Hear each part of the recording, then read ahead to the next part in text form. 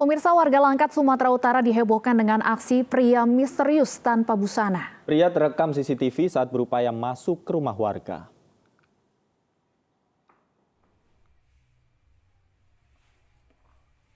Inilah aksi pria misterius tanpa busana yang diduga sedang mengintip dan berupaya memasuki rumah salah satu warga desa Sendangrejo, Kabupaten Langkat, Sumatera Utara. Berdasarkan pengakuan warga, pria yang hanya memakai penutup wajah ini sudah sering berkeliaran saat malam hari. Warga pun resah lantaran pria tersebut diduga berniat melakukan kejahatan seksual. Sini kan meresahkan masyarakat.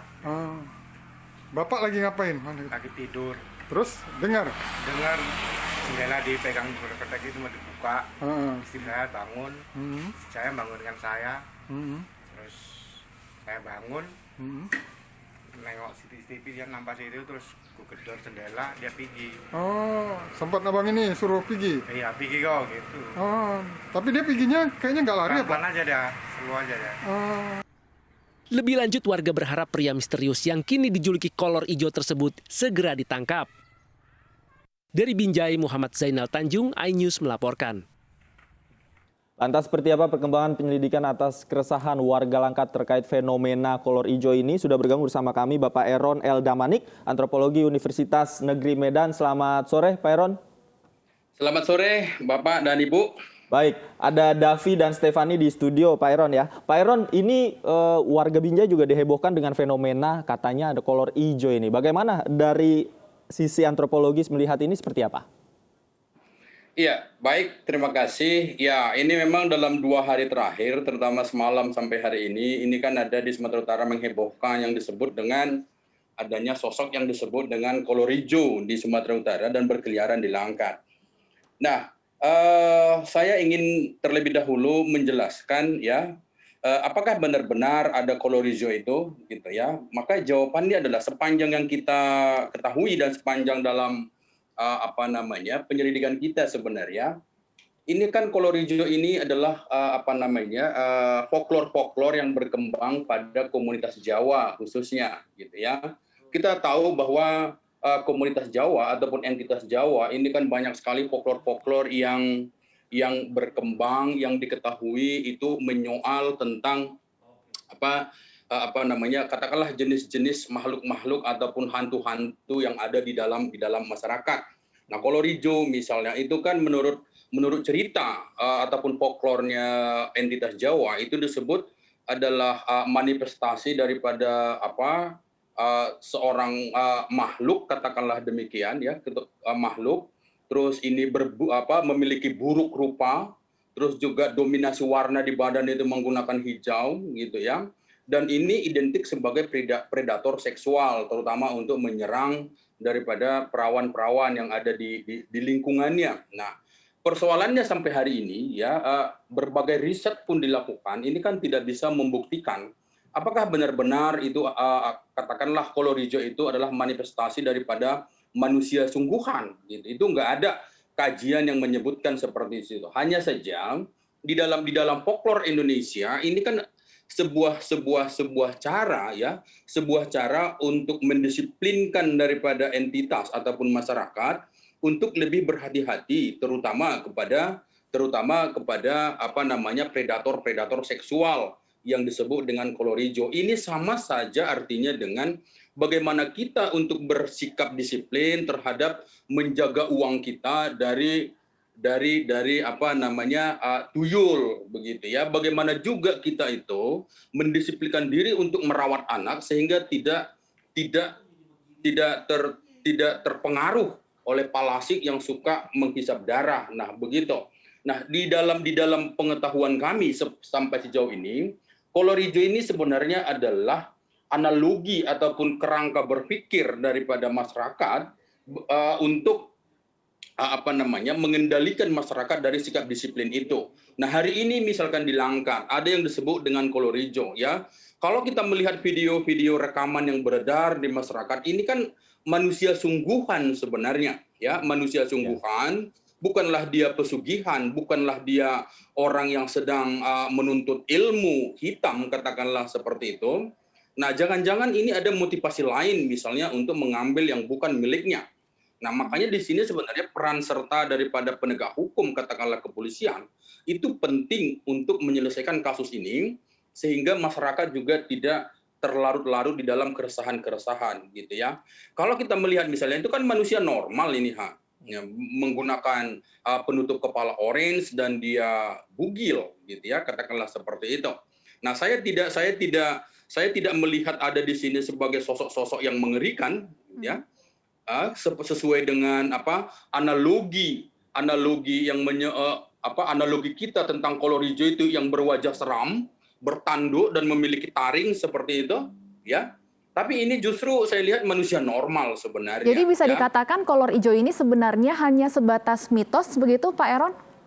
Ya, benar. Ya, ini adalah folklore ya yang berkembang luas pada entitas Jawa, gitu ya. Pada komunitas di Sumatera Utara, entah itu Batak katakanlah Melayu seperti itu justru tidak mengenal yang disebut dengan kolor hijau ini.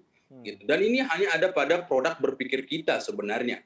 Gitu ya, bukanlah Yang menarik kalau kemudian Anda katakan ini sebenarnya mitos yang berkembang di Jawa. Nah, mengapa kemudian masyarakat Langkat juga bisa menyebut fenomena ini sebagai kolor hijau, Pak Eron?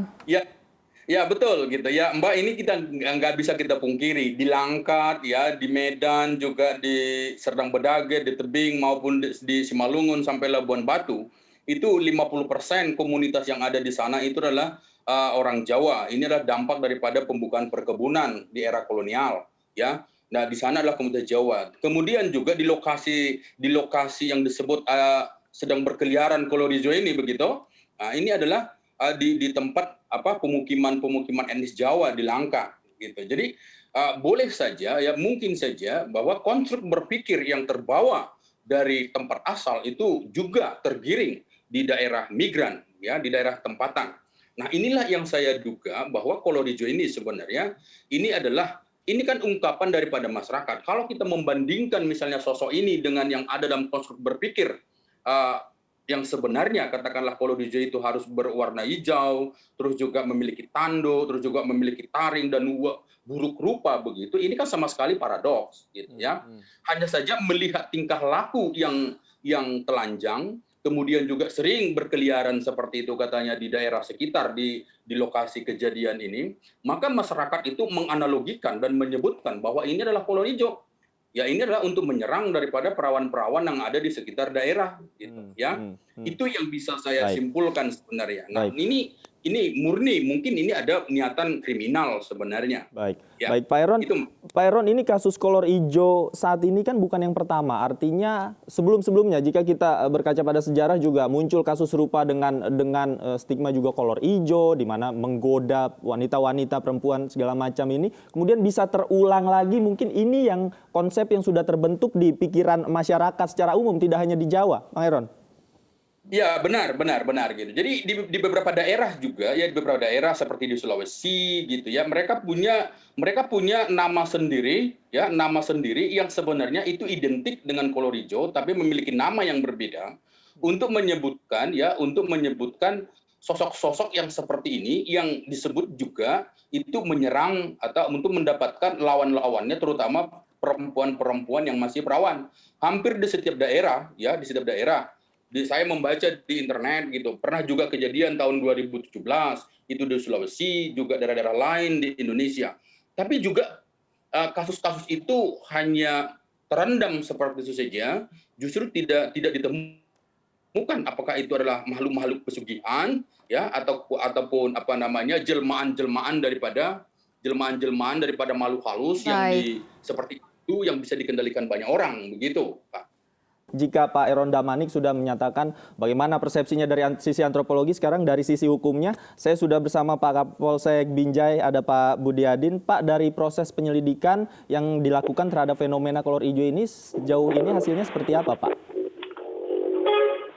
Jadi proses penyelidikan yang kami lakukan adalah tersangka yang kita duga tersangka atau kolor hijau ini belum melakukan pidana, tetapi sudah meresahkan masyarakat. Jadi ya, Polsek sudah mengirimkan yang tugas luar untuk melakukan penyidikan. Kemudian unit Sabara setiap jam 3 pagi ketika pelaku melakukan gerakannya pada pagi hari, kita sudah memiliki patroli untuk melakukan perseputaran desa tersebut. Demikian, Pak. Fenomena teror dari pria misterius ini sebenarnya sudah berlangsung berapa lama, Pak Budi? Sudah berlangsung sekitar 2 minggu gitu loh, Bu. Setiap malam ada warga yang memberi kesaksian melihat pria misterius ini? Tidak setiap malam, Bu. Dia keluarnya tertentu saja gitu, Bu. Baik, tidak tiap malam di waktu-waktu tertentu, Pak ya? Betul sekali. Kemudian dari laporan warga, apakah pria misterius ini hanya berhenti di depan pintu atau sempat masuk kemudian melakukan suatu tindakan terhadap penghuni rumah seperti apa, Pak? Jadi dia masuk ke dalam rumah, ada masuk ke dalam rumah, ketika setelah dia sholat, dia tidak menutup pintunya, dia masuk. Tapi dia tidak mengambil barang apa aja gitu. Kalau dari rekaman CCTV yang berhasil direkam oleh warga, apakah tidak ada warga setempat yang mengenali, Pak, ciri-ciri atau sosok pria ini? Mereka tidak mengenali karena mereka menggunakan penutup wajah. Apakah bisa disimpulkan mungkin pria misterius ini berasal dari luar wilayah Langkat, Pak, sehingga tidak ada warga yang mengenali? Jadi menurut perkiraan kami, pria tersebut adalah warga sekitar, warga dusun 1 desa Sendang Rejo ini. Jadi itu karena dia menutup wajahnya dengan kain supaya tidak diketahui oleh warga sekitar. Demikian, Bu. Sebelum sempat terjadi peristiwa ini, Pak, apakah sebelumnya mungkin di jangka waktu yang cukup panjang, cukup lama sebelumnya pernah terjadi peristiwa serupa? Itu tadi yang dia hanya berjarak 2 minggu aja itu lakukan itu. Sebelumnya tidak ada itu, Bu. Baik, jadi ini pertama kalinya sebenarnya peristiwa ini terjadi di kawasan Langkat. Betul. Sejauh ini sudah ada berapa warga, Pak, yang mungkin melihat atau bertemu secara langsung dengan pria misterius ini? Oh, kalau berjumpa langsung sudah belum ada yang jumpa langsung, Bu, karena dia mau kayak hanya mencurigai aja, tapi dia tidak tahu orangnya itu siapa gitu, Bu, karena menutup wajah gitu. Baik. Kemudian petunjuk apa saja, Pak, yang saat ini dikumpulkan oleh pihak kepolisian untuk mencari tahu sebenarnya siapa profil pria misterius ini? Kita hanya tahu dari ciri-cirinya. Ketika dia disorot sama CCTV itu, dia kaki kirinya agak rada-rada pincang. Jadi untuk sementara itu kita duga sebagai pelaku. Tapi kalau ada masyarakat yang seperti itu, bisa kita lakukan tindakan gitu. Baik. Pak Budiadin dan Pak Eron, nanti kita lanjutkan lagi dialog kita. Namun kami memiliki informasi terkait peristiwa misterius juga pernah terjadi di Siborong-Borong, Tapanuli Utara, Sumatera Utara. Ya, ratusan hewan ternak mati dengan kondisi tersayat-sayat dan kehabisan darah.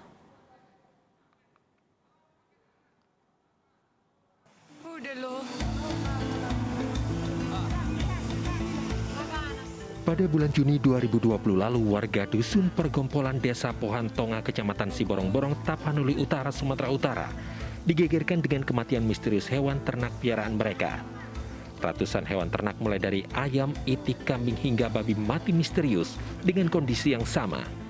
Terdapat luka seperti bekas hisapan darah dan kondisi hewan ternak tercabik-cabik.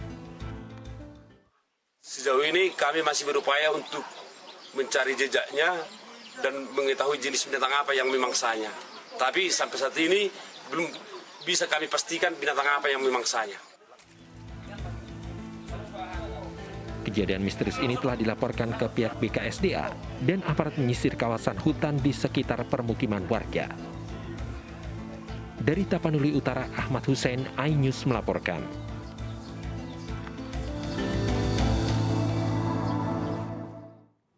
Baik, kita akan langsung tanyakan kembali ke Pak Eron Damanik, antropolog Universitas Negeri Medan.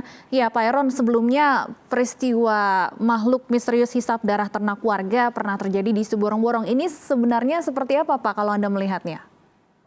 Iya, seingat saya waktu itu juga saya diwawancarai oleh beberapa media online ya. Saya juga mengemukakan bahwa bahwa kalau melihat kejadian yang kemarin dan beberapa foto-foto makhluk yang katakanlah mati mendadak itu semuanya ditunjukkan ke saya ya, dan saya juga search dari internet gitu. Ini kan menunjukkan fenomena yang sama ya, jangan-jangan, dan kami berkesimpulan bahwa ini sebenarnya adalah pelakunya adalah binatang ya yang memerlukan, yang lagi haus darah pada saat itu. Jadi bukanlah fenomena ini bukanlah sebagai katakanlah peliharaan orang yang dikendalikan orang lain, atau juga katakanlah dalam rangka pesugihan seperti itu gitu ya.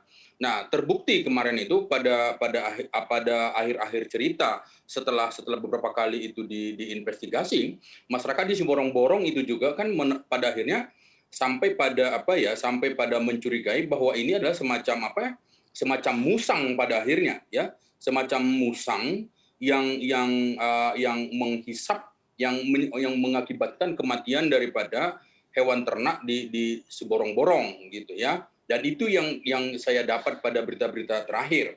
Jadi dan pada waktu itu juga di Siborong-Borong, nah makhluk yang sedang menghisap yang menjadi faktor penyebab kematian daripada ternak itu juga dianalogikan daripada peliharaan orang. Ya, peliharaan orang, dan itu dikendalikan orang ya. Beruntung saja sampai saat itu tidak sampai pada justifikasi kepada orang tertentu gitu. Kalau itu terjadi, ini kan bisa berakibat fatal, bisa pengusiran, bisa pembakaran, bisa dan lain-lain gitu ya. Tapi saya tetap mengambil sebuah kesimpulan bahwa apapun yang terjadi seperti fenomena di Langkat maupun di Siborong-Borong ya, ini adalah membutuhkan kearifan kita untuk lebih jeli kepada lingkungan sekitar gitu ya. Bagaimana mungkin pada hari ini misalkan seperti kasus yang di Langkat misalnya, ada hantu atau katakanlah kolor hijau ya bertebaran di lingkungan sekitar masyarakat gitu kan.